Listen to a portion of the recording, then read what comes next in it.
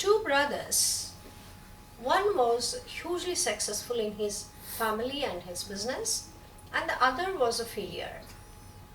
Then the press reporter was intrigued to find out what's the reason behind these two extreme parts. Parents being the same, bringing up being the same. So why this difference between the elder brother and the younger brother? So he went to the elder brother's house and asked him, "What is the reason for your success?" Then the brother says, "The reason for my success is my father." Then the press reporter asked him, "How?" Then he says, "My father was a drunkard. He would come home late night. Then he would beat me and my brother and my mother, and our finance were not good, and the family was totally in wreck. Then I decided I am not going to be like my father. That was my decision, which made my life so beautiful because I refused to travel the path which my father did." Then the press reporter goes to the younger brother and asks him, "What's the reason that your life is like this? You're not successful and you're not doing what is required to be done to lead a comfortable and beautiful life." Then the brother says, "The reason for I being like this in my life is my father." Then again the press reporter was surprised. Then he asked, "How?" Then the younger brother said, "It's because my father was a drunkard, so am I. He would come home, beat me and my mother and my brother. That's what I do follow. I'm like my father. What's wrong in it?" So, friends, same situation, same thing can become either a motivational factor for you, or it may wreck your life entirely. It depends on how you perceive and how you take up the things and how you understand and what you understand through stories.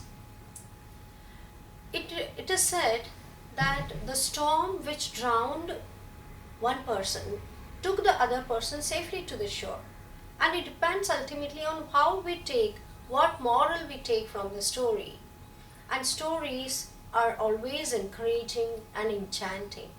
Can you imagine that you are sitting in a classroom where the teacher is teaching you something and you are feeling bored and you are feeling not excited at all to learn anything, whatever is taught in the class, and your mood is totally off. Then your teacher suddenly says, "Let me tell you a story." How your attention is grabbed towards it. That is the miracle stories create in your lives.